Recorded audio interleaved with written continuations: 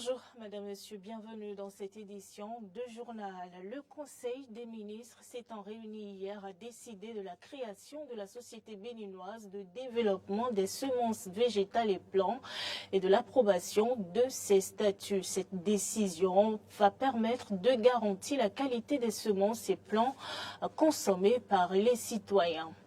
Entre obscurité et mévente, les femmes du marché ambacadère de Calavi crient au secours. Vous les entendrez se plaindre dans un instant. Et puis en France, le mouvement social des agriculteurs a continué ce mercredi sur les principaux axes routiers du pays. Les reports successifs du projet de loi agriculture sont à l'origine de ce conflit qui a causé un mort mardi.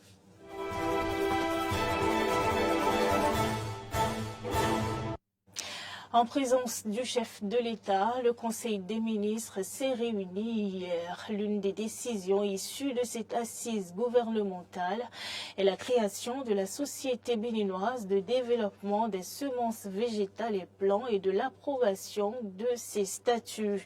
Cette décision va permettre de garantir la qualité des semences et plants consommés par les citoyens. Je vous invite à suivre le compte rendu de ce Conseil des ministres fait par le porte-parole du gouvernement. Au chapitre des mesures normatives, création de la Société béninoise de développement des semences végétales et plants et approbation de ses statuts.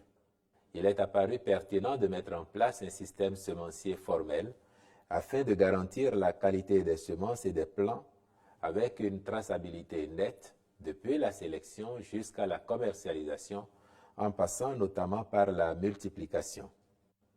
Au chapitre des communications, en point 1, mission de maîtrise d'œuvre complète des projets de réhabilitation de l'Institut français d'Afrique noire IFAN à Abomey et de construction des commissariats de police de Djegbadji et d'Avlekete à Ouida. Dans le cadre de la mise en œuvre du projet de réhabilitation des anciens palais royaux, l'UNESCO a recommandé de redistribuer certaines fonctionnalités du Musée des Rois et des Amazones du Dahomey, dont le site se trouve sur la liste du patrimoine mondial, aux anciens palais royaux, ainsi qu'à l'Institut français d'Afrique noire. À cet effet, un cabinet spécialisé dans la réhabilitation d'édifices à caractère patrimonial a été sollicité pour assurer les études architecturales et techniques, de même que le suivi des travaux. S'agissant des commissariats d'Avlekete et de Djegbadji, leur reconstruction se justifie par la présence des bâtiments qui les abritaient dans les emprises du projet d'aménagement d'une station balnéaire d'exception à Avlekete et du projet de construction du complexe touristique Marina près de la porte du non-retour à Djegbadji dans la commune de Ouida. En point 2, signature d'un accord cadre pour le renforcement du programme nutritionnel des cantines scolaires et l'implantation d'une usine de transformation de produits agricoles locaux en compléments alimentaires. En point 3, contractualisation pour l'obtention d'un agrément d'établissement financier de cautionnement au profit du Fonds national de développement agricole FNDA. Au chapitre des mesures individuelles, les nominations ci-après ont été prononcées. À la présidence de la République, président du Conseil national de l'éducation, M. Noël Akhonayon Bagidi. Au ministère de l'économie et des finances, en charge de la coopération, directeur général du Centre national d'investigation numérique, M. Wanilo Medegan-Fagla. Directeur général de la Société de développement hôtelier du Bénin, M. Adjele Aminou Maman.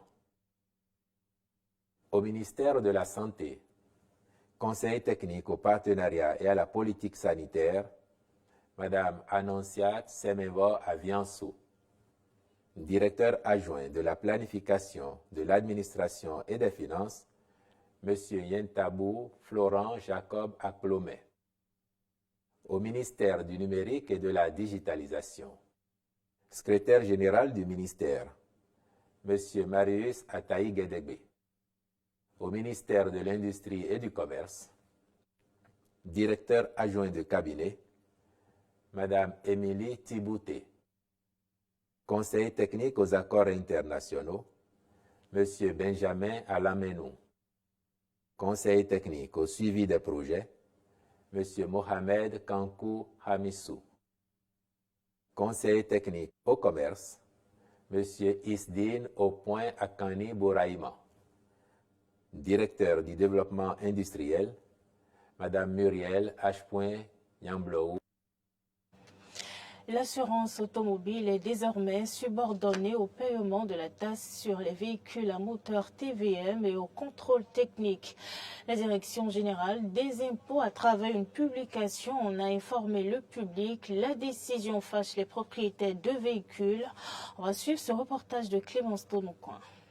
Il n'est plus possible pour un propriétaire de véhicule de prendre une assurance automobile sans le paiement préalable de la taxe sur les véhicules à moteur TVM de l'année en cours et sans faire la visite technique. Cette imposition, qui provient d'un arrêté interministériel en date du 9 janvier 2024, est mal accueillie dans le rang des propriétaires de véhicules, toutes catégories confondues. Le gouvernement fera tout pour différencier les choses. Il n'a qu'à tout faire pour différencier les choses. On ne peut pas associer tout, c'est-à-dire et la TVM, et la visite technique, et l'assurance.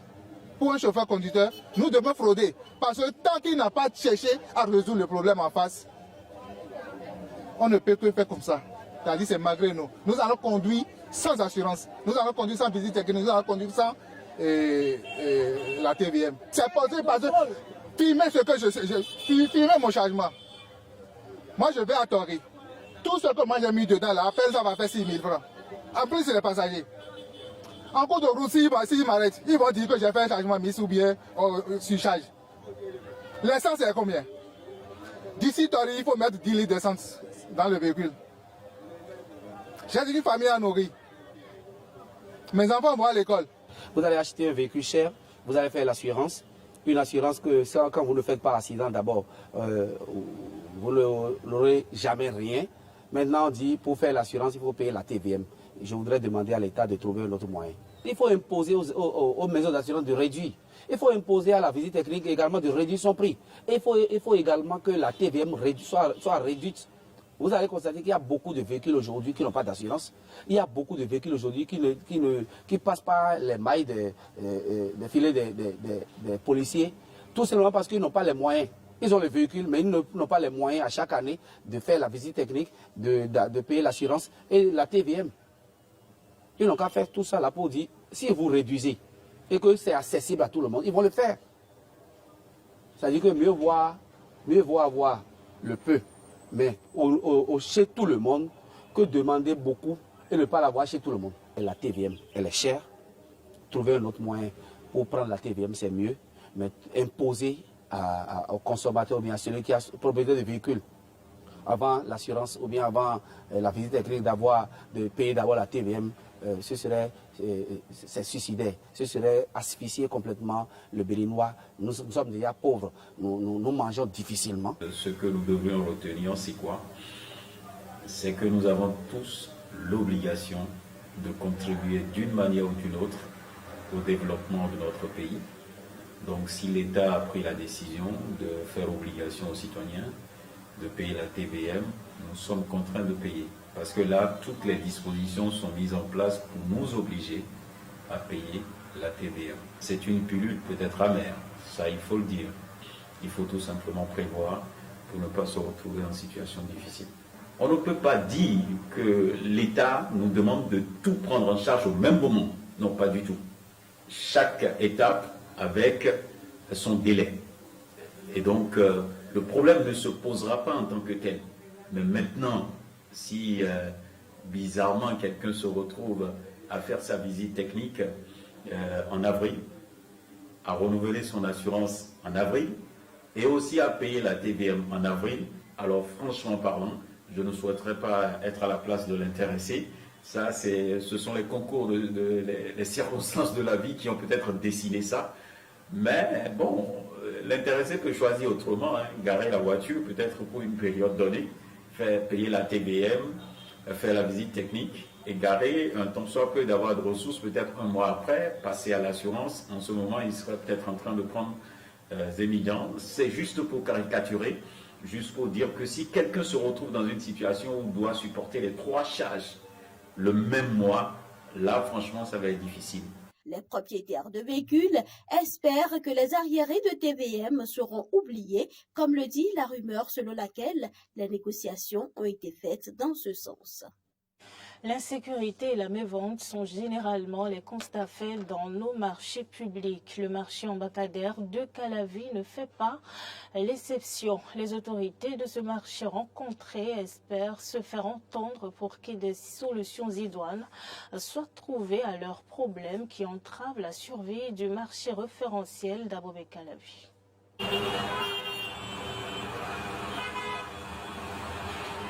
C'est malheureusement un constat général dans les marchés publics du Bénin. Insalubrité et insécurité grandissantes sans que personne ne s'en préoccupe. Ouh, il y a tellement de voix dans le marché. Sincèrement, quand ils voient leur sécurité quelque part, ils en profitent rapidement des bonnes dames, des boutiques des dames. Et ils en profitent des, comment on appelle, des vivres que vous voyez un peu partout dans le marché. Ces bonnes dames se lamentent à des moments donnés, vous voyez un peu. Donc, face à comment on appelle, au manque de lumière, d'accord, l'obscurité qui tente un peu dans le marché amène de l'insécurité au sein du marché. Les usagers du marché de Calavi se plaignent beaucoup. Ce qui concerne l'insécurité du marché et les différents problèmes qu'ils rencontrent dans le marché, surtout le vol. Quand il n'y a pas la sécurité, il n'y a pas un bon marché aussi. Donc, en matière du vol, nous voyons que l'obscurité amène tous ce désaccord.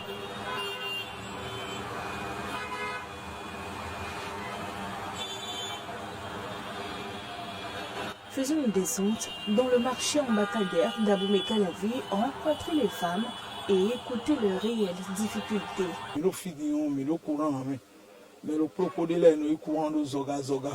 Ici, nous n'avons pas le courant ni d'eau. Les toilettes ne sont pas suffisantes. Nous n'avons pas de bac à ordures. Même toilette de midole ekpe mi ganjide ya baka ordures sont consignes venir de me milano zaido venir les bideme. Nous n'avons rien des choses essentielles pour un bon marché.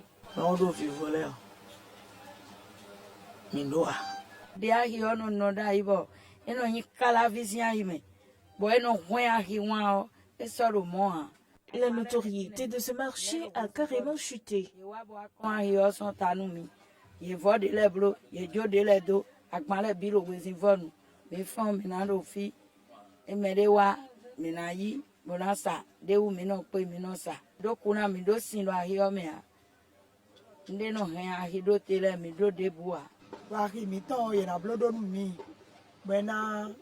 une réflexion pour tout le marché pour qu'on vende bien.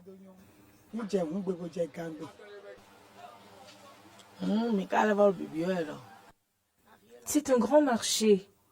Il existait bien avant ma naissance.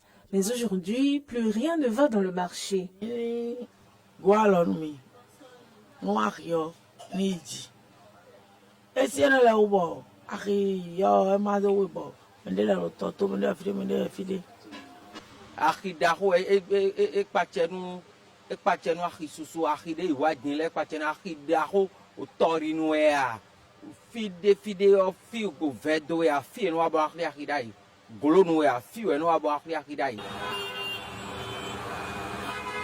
nuit dans ce marché, juste quelques lanternes et lampes torches permettent l'éclairage.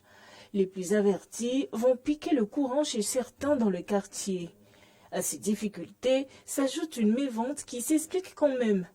Le lac Nokwe à proximité facilite la pêche et la commercialisation du poisson.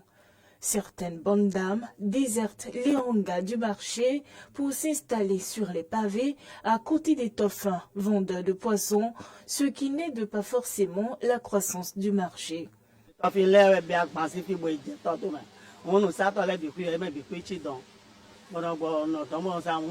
Les toffins sont allés s'installer au bord du lac et certaines des nôtres les ont suivis. Leur emplacement fait que ceux qui viennent au marché s'arrêtent juste, font leurs emplettes et rentrent. Normalement, le maire doit faire une descente pour leur interdire de rester là et de rejoindre les rangas du marché. Il n'y a pas du tout de vente. Les bonnes dames lancent un appel aux autorités communales pour venir en aide à ce marché référentiel d'Abomey-Calavi. Nous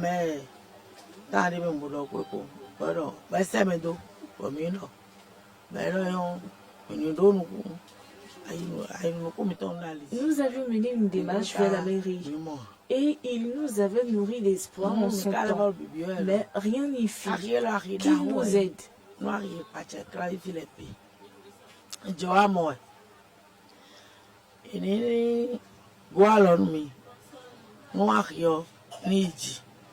Rappelons que les marchés urbains sont créés dans plusieurs villes du Bénin et les bonnes dames pourraient bientôt s'y installer pour vendre. Hors du Bénin, en France, la grogne des agriculteurs a continué hier, mercredi, malgré un accident mortel survenu mardi. Le blocage des principales routes nationales a de nouveau été entrepris par les manifestants qui protestent contre les reports successifs du projet de loi Agriculture. Plus d'informations avec nos confrères de RT France. Les protestations des agriculteurs continuent de s'étendre en France. Ce phénomène, présent dans une grande partie des pays européens, s'intensifie dans l'Hexagone. De nouvelles villes font face à des blocages de tracteurs pour protester contre des conditions de vie et de travail de plus en plus difficiles pour les exploitants agricoles. C'est une région qui a fait le choix, et en toute honnêteté, qui a fait le choix de la qualité. Parce qu'on avait moins de rendement, on est parti sur des productions de qualité. Les agriculteurs se sont adaptés, certains sont partis vers des productions bio, à la demande du consommateur. Et aujourd'hui, les productions bio sont payées encore moins cher, notamment le blé, que les productions conventionnelles. On ne peut pas continuer comme ça, on marche vraiment sur la tête. Le combat national, c'est le GNR, le gazole non routier, qu'on utilise pour nos tracteurs et nos machines agricoles. C'est vraiment le débat national. Aujourd'hui, on taxe les agriculteurs pour la pollution, parce que soi-disant ça pollue, mais on ne taxe pas le kérosène pour les avions qui polluent notre ciel à longueur de journée. On s'occupe des agriculteurs quand il y a des actions et après on tombe aux oubliettes. On a perdu 20% des agriculteurs depuis 10 ans, 20%. On a une souveraineté alimentaire qui est en perdition. Vous savez qu'un poulet sur deux provient de l'étranger. En viande bovine, vous savez qu'on est maintenant déficitaire. En lait, dans 3 ans, on sera importateur net de lait. Je ne sais pas si vous vous imaginez dans un pays comme la France. C'est dramatique.